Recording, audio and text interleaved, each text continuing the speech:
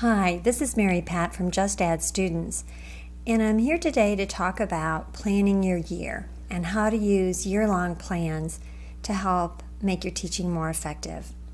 So, in case you're not familiar with year-long plans, it's basically an overview of what you're going to teach each quarter, and it gives you a bird's eye view of what's going to happen and what your plans are for the year.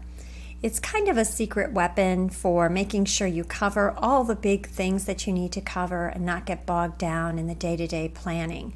Keeps your eye on the big goals of your year. Before we get started, I just want to remind you to adopt, adapt, and adjust. So I always like to remind teachers of this because what I talk about might not work exactly like it works for me. It may not work exactly for you or for the teacher next door. So you want to adopt the ideas that work for you, adapt them to meet your needs, and adjust as you go along.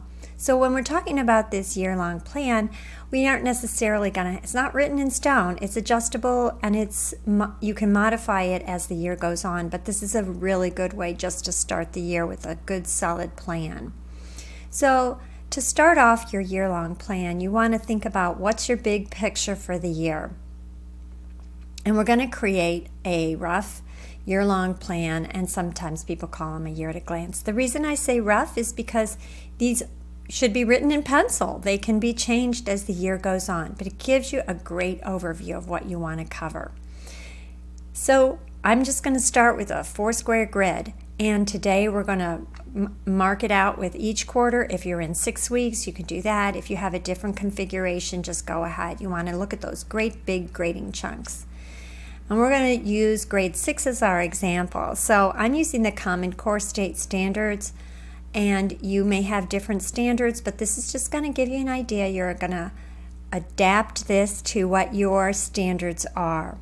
So the first thing you want to do is go to those standards and look at them and see what your big concepts are. For most language arts, if you're teaching reading and writing, you're going to be teaching reading, writing, language, and sometimes you might call that grammar, and speaking and listening.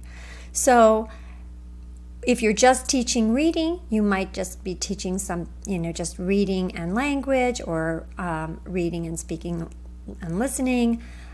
However, you want to use your standards. That's the first step, is use your standards and look at the big things that you're going to be covering with your standards.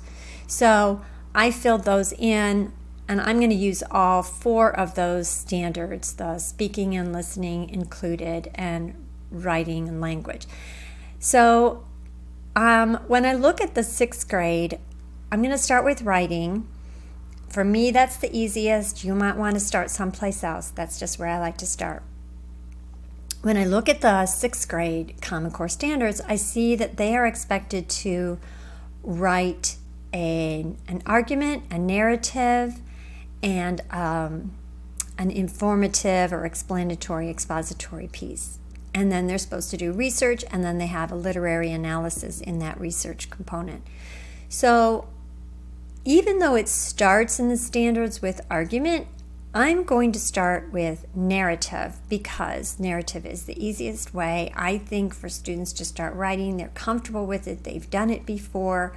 It's very flexible. It's a very sweet way to start your year and a great way for you to know your students. So I'm going to plug in my narrative writing as my writing concept for the first quarter. Now you might think, well, I can't talk about narrative writing for an entire quarter. Remember that narrative writing can be broken down into fiction and nonfiction. It can be memoir, and so you could divide it up by that. Also remember, in your first quarter, you are setting up your policies, your procedures. You're getting to know your students. So those things are going to take some time away from your writing. Once I've decided what my narrative writing is going to be, I'm going to look at my language standards, and I've decided that I want to talk about sentence structure because that goes with narrative. Then I look at my reading. I want to have my reading be short stories, because short stories are narratives. They're short. I'll be able to get through maybe 4 or 5 short stories in the first quarter. And so I'll be able to focus on understanding plot and conflict. we can already see that the understanding plot and conflict goes with narrative writing. We can see that we're making a connection between the writing and the reading elements. If you're teaching in a block, this is so great because everything is going to be focused on the same genre, narrative. If your classes are split, like if you teach writing in the morning and reading in the afternoon, this is also great because it connects. Your short stories and your reading strategies are going to connect back up to the narrative writing. So you're going to be able to reference those. The other thing I love about this is you are going to have built-in mentor texts. So your short stories, you can use one of your short stories for your mentor text for the whole quarter, always going back to that for teaching.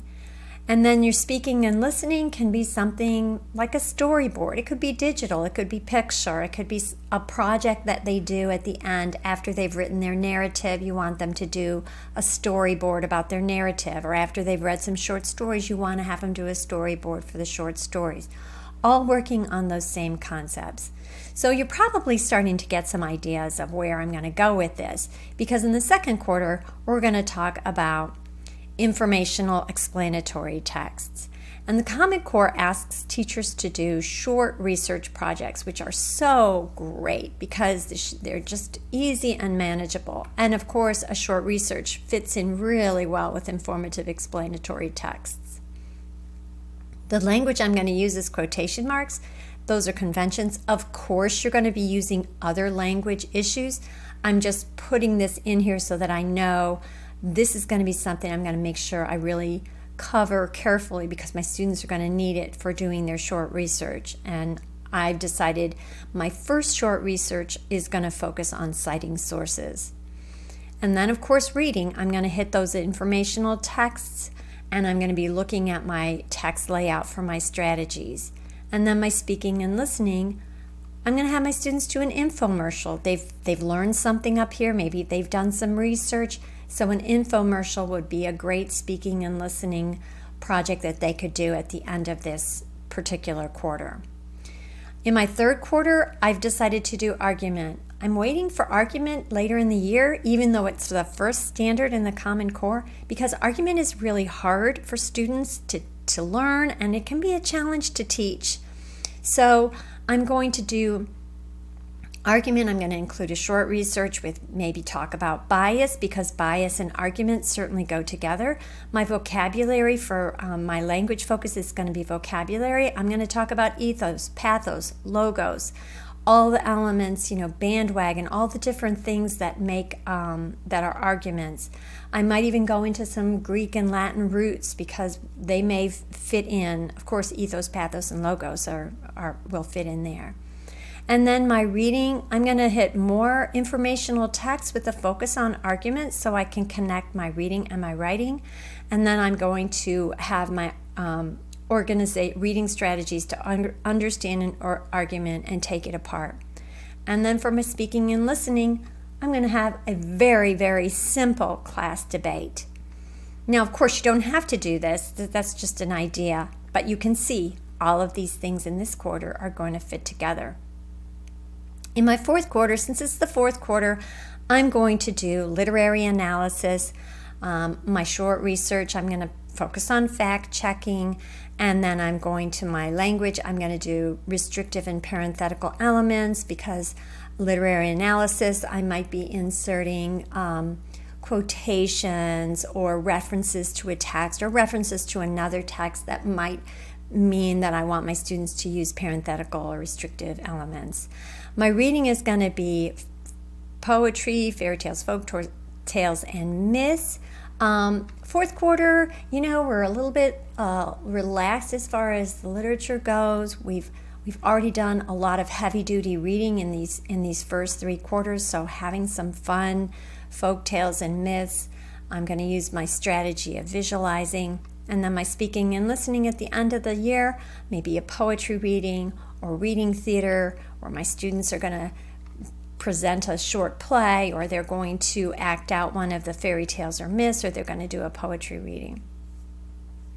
So you can see when you look at this whole chart for the year, You can see that you're building, so you're starting out, sort of slowly, and then you're getting stronger and stronger.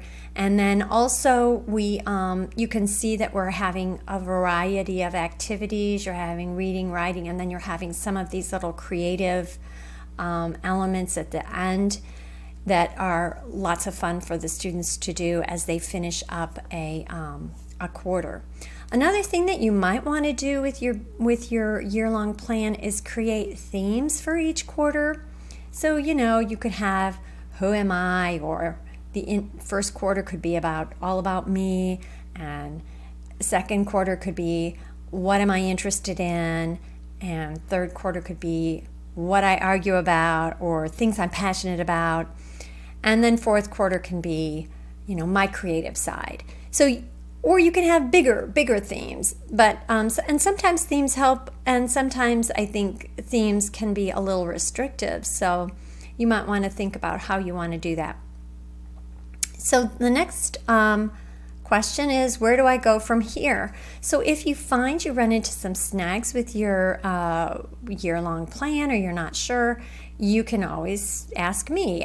You can find me at Just Add Students. I have posts on my blog about this, but also you can reach out to me and email me at marypat@justaddstudents.com, and we can talk about it.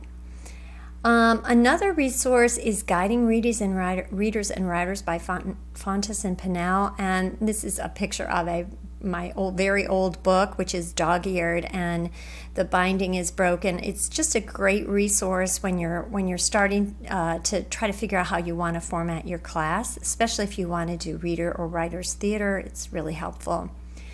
And this other one is by Nancy Atwell, Lessons That Change Writers. She's one of my favorites. She's full of these wonderful ideas for the ideal language arts classroom.